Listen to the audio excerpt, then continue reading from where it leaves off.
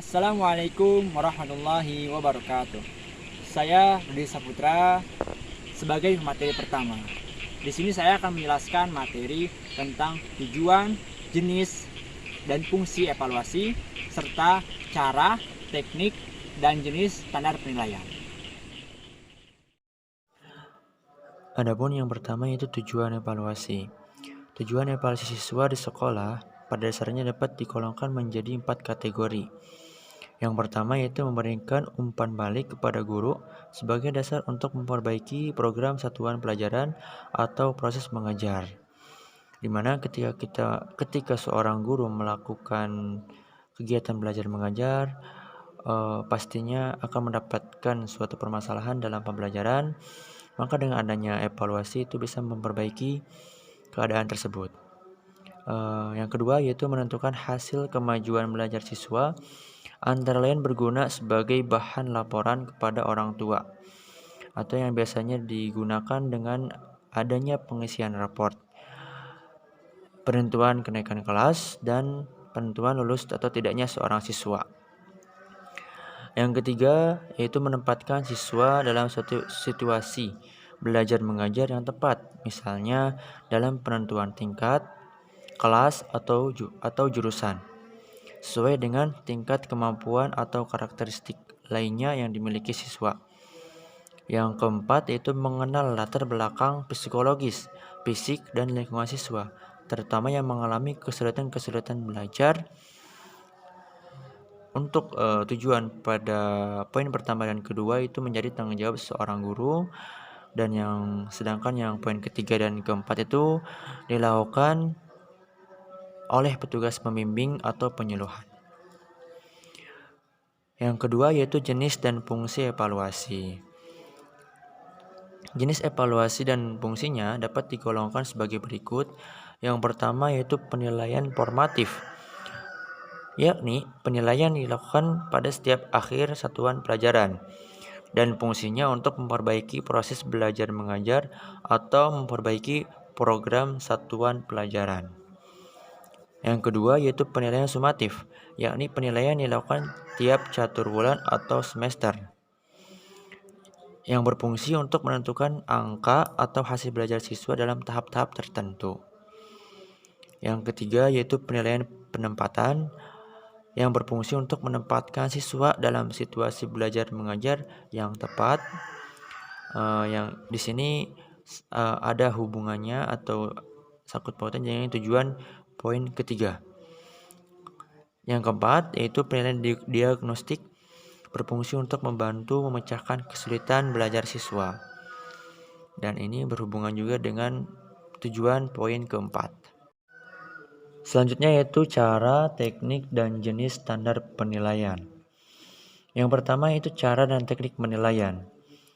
Cara menilai, di dalam penilaian ada dua cara yang dapat ditempuh, yaitu yang pertama cara kuantitatif atau penilaian dalam bentuk angka seperti 6, 7, 4, 5, atau 8, 5. Dan yang kedua yaitu cara kualitatif atau berbentuk pernyataan seperti baik, cukup, sedang, dan kurang.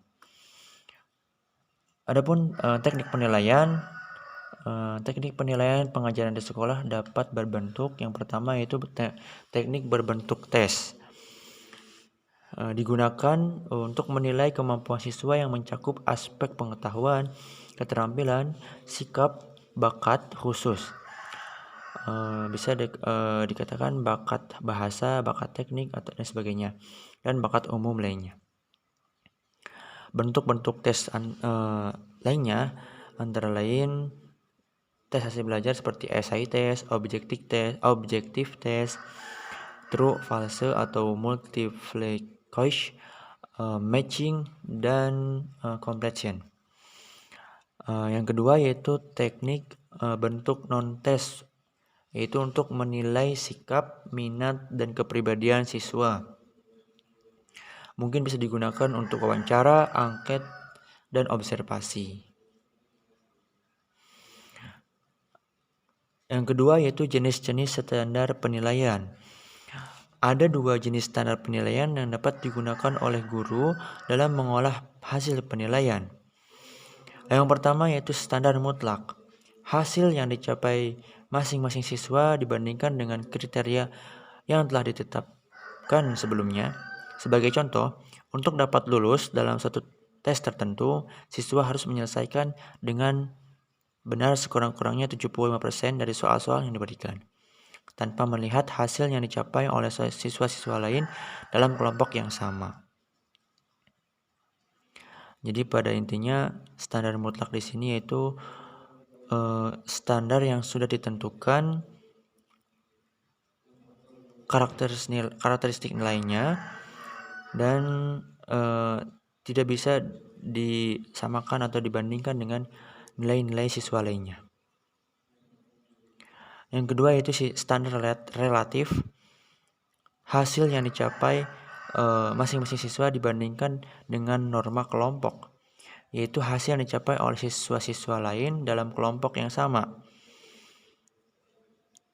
Dengan menggunakan standar yang relatif, dapat terjadi bahwa siswa yang presentasi jawabannya benar hanya 50% dinyatakan lulus karena kebanyakan teman-temannya yang lain mencapai angka presentasi yang lebih rendah. Jadi untuk jenis standar penilaian relatif di sini itu bisa dibandingkan ya dengan siswa-siswa yang lainnya.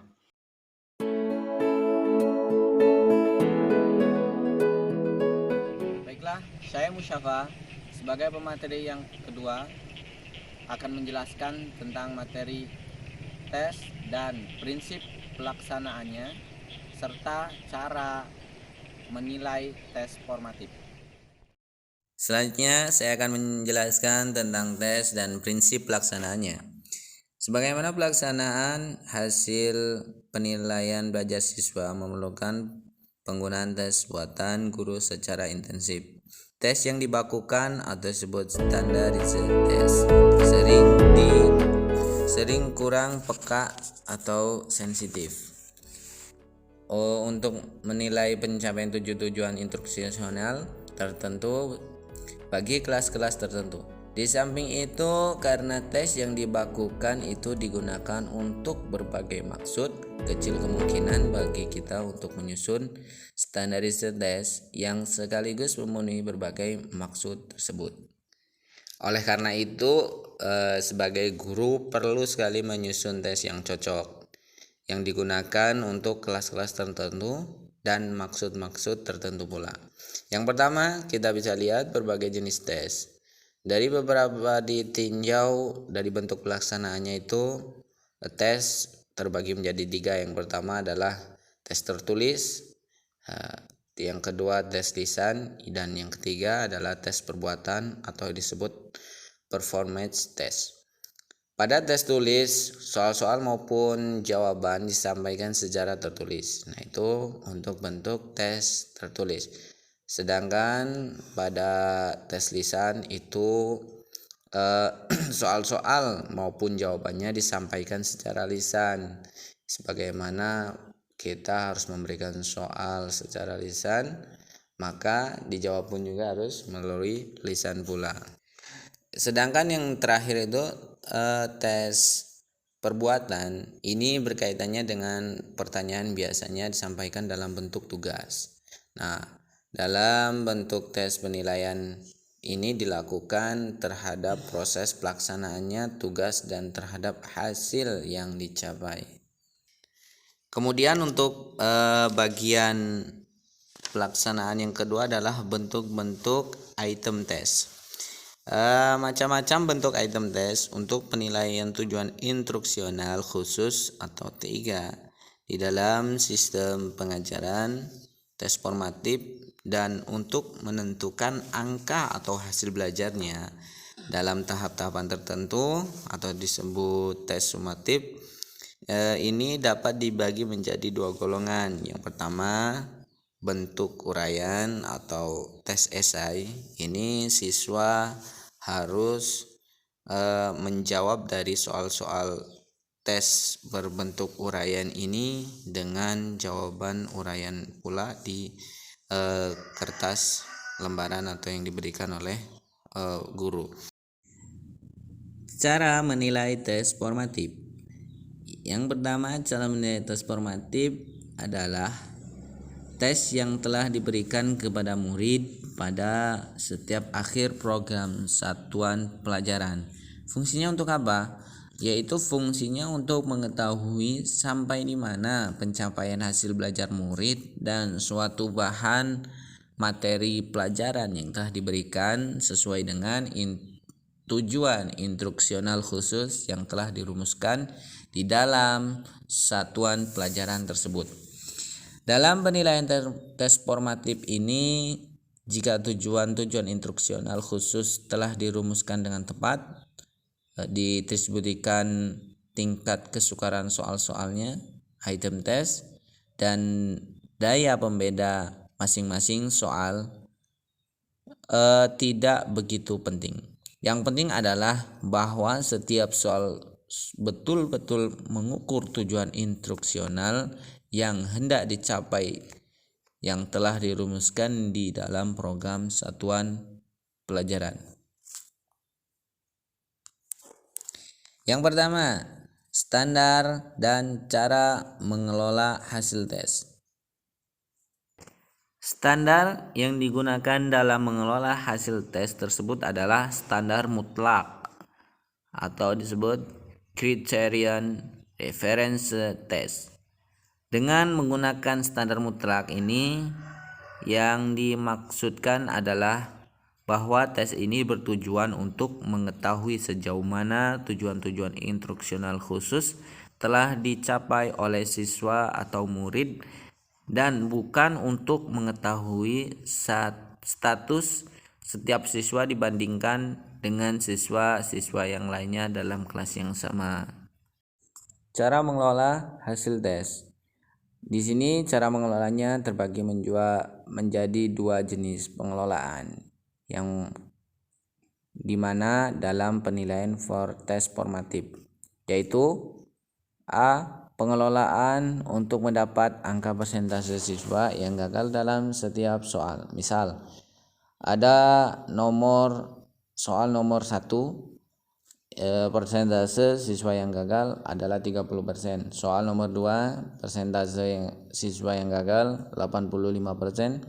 Nomor 3, siswa yang gagal 60%, dan sebagainya, persentasenya juga begitu seterusnya.